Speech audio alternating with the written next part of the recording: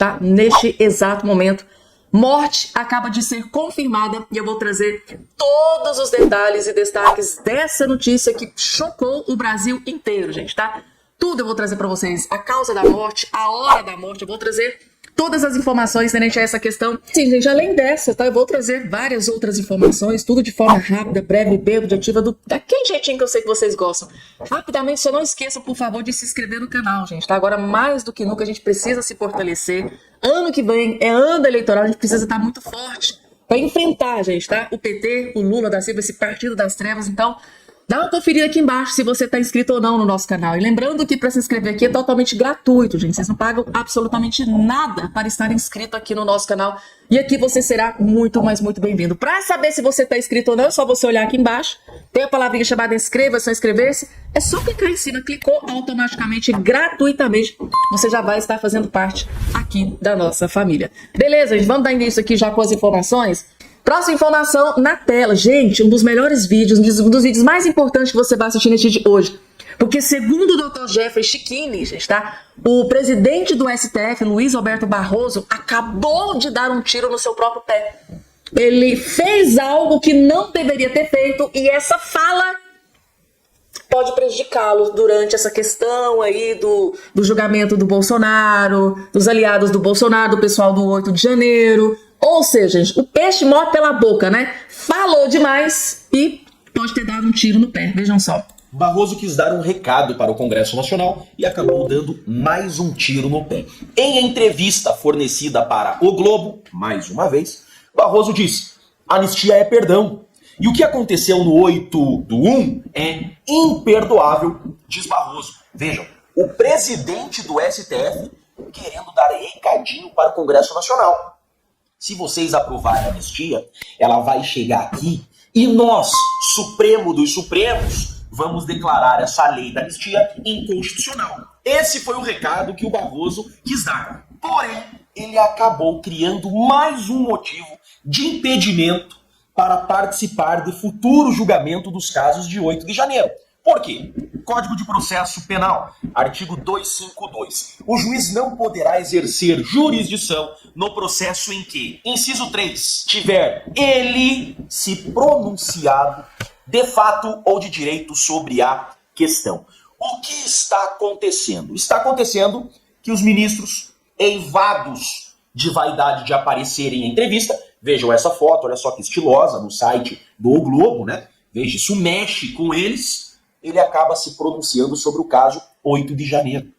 E como ele é ministro do STF, esse caso, em algum momento, pode chegar para ele. Lembrando que o processo do Bolsonaro, o processo do Kid Preto, o processo do Felipe Martins, todos esses processos têm acusação de 8 de janeiro.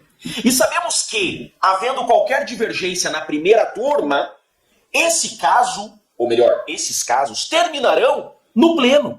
E o Barroso poderá participar do quórum estendido de votação no pleno. Barroso que já disse, nós derrotamos o bolsonarismo. Barroso que agora disse que esses casos de 8 de janeiro são imperdoáveis. Como que ele vai presidir o tribunal que está julgando esses casos? Vejam, a gravidade disso, o presidente de um tribunal que está julgando casos de 8 de janeiro, está dizendo que são casos imperdoáveis. Por óbvio que o presidente tem influência sobre a análise do tribunal. E quando esses casos forem para o pleno, só terminarão no pleno, ele não vai poder participar. Porém, sabemos que o Zanin não poderia estar participando também, o Flávio Dino também não poderia, o Alexandre de Moraes também não poderia. Agora, ele, Barroso, não vai sobrar juiz aqui. Se levássemos ao pé da letra o que diz a lei. Obviamente que estamos em um tabuleiro onde as peças são deles e as regras são deles, mas nulidades eivadas seguidas de nulidades nesses casos de 8 de janeiro. Hoje, o presidente da Suprema Corte dizendo no Globo: nós, STF, mandamos no Brasil, mandamos no Legislativo, mandamos no Executivo e a última palavra é nossa. Essa matéria expôs mais uma vez que esse processo é um jogo de cartas marcadas e que não estamos em uma democracia, em um Estado de Direito. É um país de um único poder que manda sozinho e manda por último. E aí, gente? O que é que vocês acharam desse comentário do Dr. Jeffrey Schiquini? Vocês acham que quem manda no Brasil não é o representante do povo, né? Os parlamentares, os deputados e senadores? Vocês acham que o Dr. Jeffrey Schiquini aqui nesse caso tem razão? Quem manda no Brasil não é nem o presidente da República, não é nem o Legislativo, e sim o STF, ministros do STF. Coloca aqui embaixo a opinião aqui de todos vocês, gente, tá? Muito importante. Pessoal, próxima informação aqui na tela que eu preciso trazer para vocês, uma notícia que foi divulgada aqui nesse dia de hoje, para vocês verem o quanto é interessante a justiça brasileira, né? TSE intima Bolsonaro a pagar multa por reunião com embaixadores. Exatamente, gente, tá? Aquela reunião com embaixadores que é um dos motivos pelos quais ele está inelegível hoje, aquela reunião com os embaixadores. Pois bem, a notícia que foi divulgada pelo Poder 360 é essa daqui, ó. O ex-presidente Bolsonaro foi notificado pelo Tribunal Superior Eleitoral para o pagamento de uma multa remanescente de 4.552. A intimação foi assinada pelo ex-chefe do Executivo em 20 de abril. A informação foi antecipada pelo jornal O Globo e confirmada pelo Poder 360. O ex-presidente foi multado em 20 mil pelo órgão após ser condenado por propaganda eleitoral antecipada feita em uma reunião com embaixadores em 18 de julho de 22.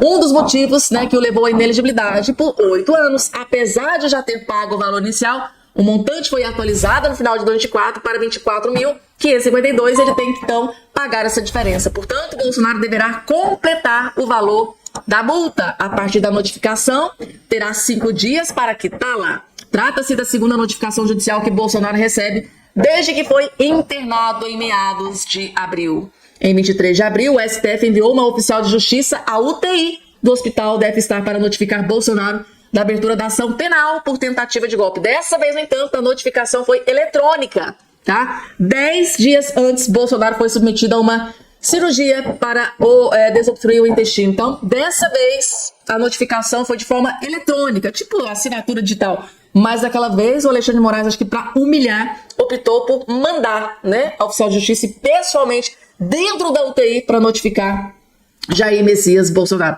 Então, assim, gente, pra direita, pra ferrar com a direita, pra ferrar com o Bolsonaro, eu fico impressionada com o afinco com que a justiça brasileira funciona nesse Brasil, gente. Mas quando é pra ferrar alguém da esquerda, o clássico exemplo que eu vou dar pra vocês, Glauber Braga, que deveria estar sendo caçado, mas a justiça ele deu o seu jeitinho de postergar, de atrasar. Hugo Mota entrou na jogada, Gleice Hoffmann entrou na jogada, Lindbergh Faria entrou na jogada, Sidônia entrou na jogada, Sâmia Bonfim, a esposa desesperada, entrou na jogada. Então toda a trupe cupincha do Lula entrou na jogada e acabou postergando a questão da cassação do mandato do Glauber Braga. Mas quando é pra ferrar com algum aliado do Bolsonaro, quando é pra ferrar com o próprio Bolsonaro, mas a justiça, não, agora tem que atualizar. O Bolsonaro pagou os envios, agora tem a multa, tem o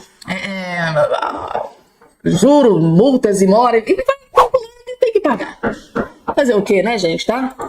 Próxima informação na tela, gente, tá divulgado pela Carta Capital. Moraes dá 48 horas para Collor comprovar Parkinson e bipolaridade, gente, tá? A equipe jurídica, os advogados do Fernando Collor, tá usando desses motivos para que ele possa cumprir a pena em prisão domiciliar. E Moraes deu 48 horas. O ministro do Supremo Tribunal Federal, Alexandre de Moraes, fixou nessa segunda-feira, 28, o prazo de 48 horas para a defesa do ex-presidente Fernando Collor apresentar documentos médicos no âmbito de um pedido de prisão domiciliar humanitária. Os advogados sustentam que seu cliente tem idade avançada, 75 anos, e comorbidades graves, doença de Parkinson, apneia de sono grave e transtorno afetivo bipolar. Moraes ordenou que a defesa protocole documentos e comprovem as alegações, inclusive prontuário, tá? Histórico, médico e exames.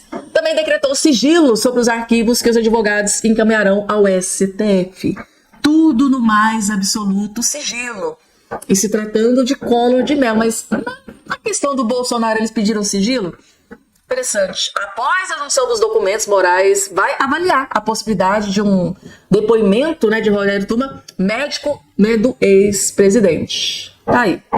Fernando Collor está preso desde a última sexta-feira, 25, na ala especial do presídio tal, num lugar especial, numa cela especial. E Moraes deu 48 horas para a equipe médica e os advogados comprovarem que realmente ele tem Parkinson e bipolaridade. Próxima informação na tela, gente. Como esse STF gosta de dar 48 horas, hein? Outra informação tá aqui, ó. Dino, tá? Flávio Dino, ministro do STF, dá 48 horas para Sóstenes explicar ameaça de romper acordo de emendas. Olha que interessante. Flávio Dino dá 48 horas para o líder do PL na Câmara, o Sóstenes Cavalcante, para explicar ameaça de romper acordos de emendas. Flávio Dino dando 48 horas. Sabe o que eu acho interessante, gente? Tá? Acabou de explodir um dos maiores escândalos de corrupção roubalheira do INSS em cima dos velhinhos, dos aposentados. Gente, eu não vi um ministro do STF dando 48 horas pro Carlos Lupe se explicar. Eu não vi ministro do STF dando 48 horas pro presidente Lula se explicar. Eu não vi nenhum ministro do STF dando 48 horas pro presidente lá do INSS, aquele que foi descartado, para dar explicações. Como assim, gente? Então quer dizer que 48 horas é só para aliado de Bolsonaro, líder do PL na Câmara? Porque, no meu ponto de vista, tá, gente, tá? O André Mendonça e o Nunes Marques tá falhando de forma sem precedente, tá? É ministro do STF, também, André Mendonça, é também o Nunes Marques. Cadê eles pedindo aí pro Carlos Lupe dar, 48 horas para explicar essa roubalheira toda que tá acontecendo dentro do... Não, mas precisa, né? Espera o Congresso Nacional, né, fazer um requerimento, pedir para eles explicarem. Por que o próprio STF não faz isso com o Carlos Lupe? Ah, eu esqueci, gente. Carlos Lupe é aliado do Lula, né? E a grande maioria dos ministros do STF foram indicados pelo Lula. Isso não vai acontecer, né, gente? Interessante. Tá vendo só como é que é? Tá aí, gente, tá? Sóstenes Cavalcante vai ter que dar explicações nessa questão do acordo das emendas para o ministro do STF, Flávio Dino. Aliado de Bolsonaro tem que dar explicação. Aliado do Lula, deixa passar. Lixo, gente, lixo, é um lixo. Meu Deus do céu, eu fico indignada. Próxima informação na tela, gente. Uma notícia que aterrorizou Brasília nesse dia de hoje, tá? Tá aqui na coluna do portal de notícias Metrópolis. Homem é encontrado morto dentro do Ministério da Saúde, tá? Polícia Civil do Distrito Federal investiga. Tá aqui, gente, a informação que pegou Brasília de surpresa, gente, tá? Ministério, todo mundo ali, Palácio do Planalto, STF, ó. Um homem foi encontrado morto na manhã deste domingo, dentro do Ministério da Saúde, localizado em Brasília. Segundo informações preliminares, a vítima foi encontrada por volta das 6 da manhã e seria parte da equipe de segurança do prédio. O corpo foi encontrado por um vigilante que havia chegado para o turno da manhã. Ele chamou o colega que estava dentro da sala de segurança, mas não teve resposta. Então percebeu que a porta estava aberta. Dentro da sala, a vítima já estava sem vida e havia uma arma de fogo ao lado do corpo. A Polícia Militar do DF, o Corpo de Bombeiros e a Polícia Civil foram acionados. O caso foi registrado na 5ª Delegacia de Polícia, né, área central. Tanto o corpo quanto a arma passaram por perícia. A suspeita inicial é de que o homem tenha atentado contra a própria vida. Meu Deus, gente, tá? Procurado, o Ministério da Saúde ainda não se pronunciou sobre o ocorrido. O Metrópolis também não conseguiu contato com a empresa terceirizada de segurança e o espaço segue aberto. Ou seja, as suspeitas é que ele tenha atentado contra a sua própria vida, gente, tá? O homem foi encontrado sem vida dentro do Ministério da Saúde, gente. Isso aqui chocou Brasília nesse dia de hoje. Chocou o Palácio do Planalto ali, lá dos ministérios, STF. Não se fala, né, gente, em arma. Pessoa que morre, tenta contra a própria vida, o pessoal do STF ali já começa a entrar em desespero. Então isso aqui acendeu um alerta gigante em Brasília nesse dia de hoje, gente, tá? Próxima informação na tela é sobre aquela questão, gente, tá? Já que o STF não faz, o Congresso tem que fazer, né? Líder da minoria na Câmara quer que ministro de Lula explique escândalo no INSS.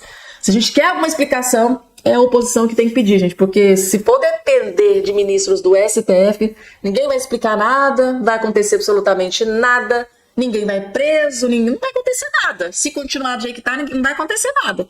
Então alguém tem que fazer alguma coisa. Diante do recente escândalo envolvendo o tal Instituto Nacional de Seguro, o INSS, a líder da minoria na Câmara, a deputada Caroline de Toni, cobra explicações aos ministros da Previdência Social, o Carlos Lupe. Tá? Na quarta-feira passada, 23, a Polícia Federal deflagrou a operação sem desconto para investigar fraudes, roubalheira do INSS, prejuízo estimado de 6,3 bilhões de 19 a 24. A ação cumpriu 211 mandados de busca e apreensão, 6 mandados de prisão temporária e sequestro de bens avaliados em mais de R$1 bilhão. E o Congresso Nacional, a oposição, o Brasil inteiro merece uma explicação. E a Carol de Toni está aqui pedindo para que o Carlos Lupe, o ministro incompetente do Lula, que sabia de tudo o que estava acontecendo desde 2023 e não fez absolutamente nada, tem que dar explicações ao povo brasileiro, gente, tá? Os velhinhos, essa classe, miserável, pobre, que precisa muito, foi a classe mais afetada por esse escândalo, por essa roubalheira que aconteceu aqui dentro do governo Lula, gente. Primeira informação que eu preciso trazer para vocês é esse vídeo aqui, gente, que simplesmente explodiu nas redes sociais, nas principais mídias de todo o país. Nossa, que porcaria apareceu aqui. Pessoal, e dando início aqui aos nossos trabalhos, logo de cara eu vou trazer para vocês um vídeo que simplesmente explodiu em todas as plataformas, todas as mídias do país. Simplesmente Boris Casoy, gente, está indignado sobre essa fraude do INSS, mais um escândalo dentro do governo Lula. E de quebra, ele fez uma revelação bombástica de uma notícia que ele teve acesso, que eu tenho certeza que 90% de vocês que estão do outro lado não faziam ideia da gravidade de toda a situação. Vejam só. Tem muita safadeza, mas não nos omitimos, afirma Lupe sobre INSS. Ele tem uma entrevista.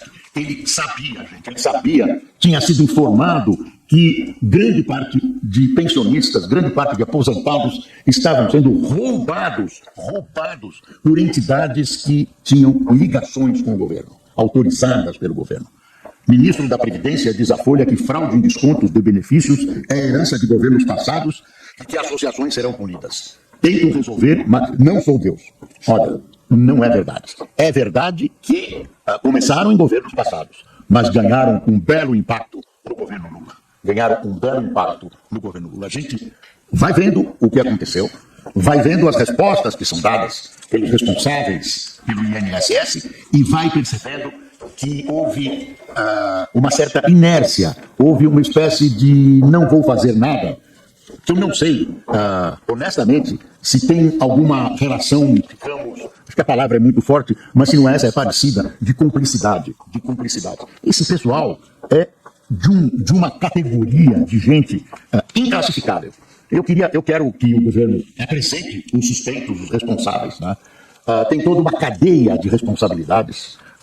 Existem fatores de controle que estavam nas mãos dos dirigentes. Havia denúncias, mais de uma, denúncias que chegaram ao governo, o governo reconhece, né? Não tomou providência nenhuma. E aí nós temos essa catástrofe que é a população mais pobre, mais dependente, né? menos protegida, sendo rapinada, sendo roubada via INSS. Não adianta tentar pôr a culpa em outros governos, não adianta tentar pôr a culpa na lentidão da máquina. Isso é uma ladruagem, uma gatunagem da pior espécie. Eu já comparei. Isso é como roubar lanche de criança. É de uma crueldade imensa, né? Mexer com a população mais pobre. Eu acho que num país sério, cairia toda a hierarquia que envolve esse episódio. Começando pela queda do ministro Lupe. Eu não vejo condições políticas para isso. Talvez esteja enganado, porque o presidente Lula depende do PDT, do partido de Lupe, para manter a sua frágil base no Congresso. E Lupe tem velhas relações na esquerda brasileira, no PT, enfim. É uma figura importante para esse setor que apoia o presidente Lula. Mas, num país sério, ele já estaria demitido. Já.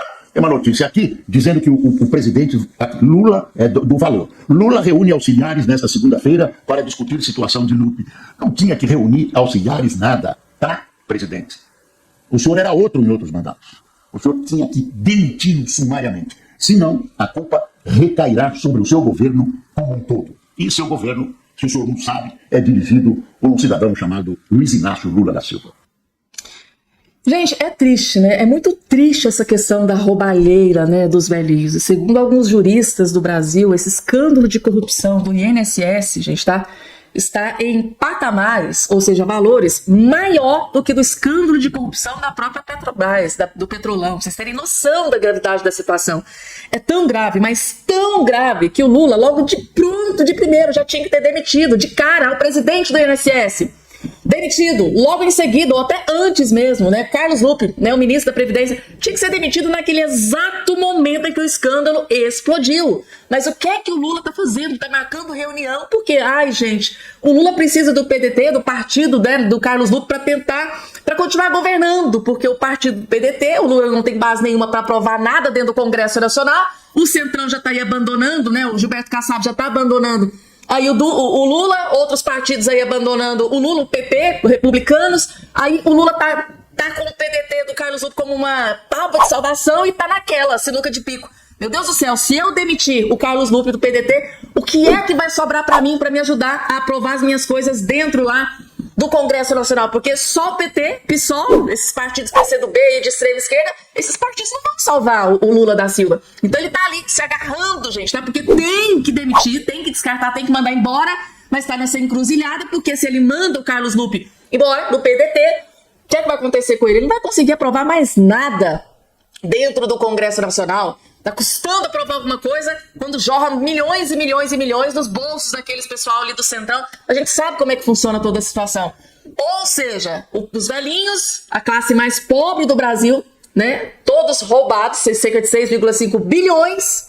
E a gente ainda tem que ser obrigado a ver o Carlos Lupe, um dos maiores responsáveis de toda essa roubalheira, continuando no ministério como se nada tivesse acontecido. Isso é um tapa na cara da sociedade. A gente coloca aqui embaixo a sua opinião. Tem que ter reunião nenhuma, já tem que chegar e demitir logo, descartar, mandar embora.